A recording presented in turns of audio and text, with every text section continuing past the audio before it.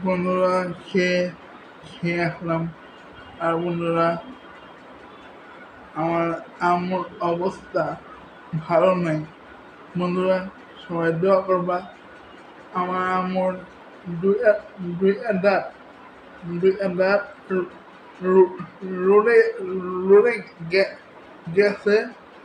অবস্থা সিরিয়াস অবস্থা, serious serious অবস্থা, অনেক বড় অবস্থা হয়ে গেছে।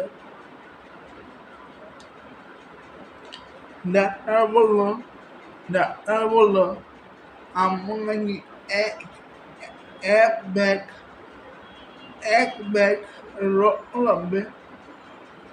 তারপরে বলল আম্মু নাকি কিছু খায় না। এটা সত্যি, আম্মু কিছু খায় না, ঠিক মতো খাওয়া দাওয়া করে না। এটা সত্যি, আসলে সত্যি। বন্ধুরা যারা আছো, লাইক করো, কমেন্ট করো, আর দোয়া দোয়া দোয়া করো আমার আম্মু আম্মুর জন্য। তখন আল্লাহ হাফেজ। আল্লাহ হাফেজ।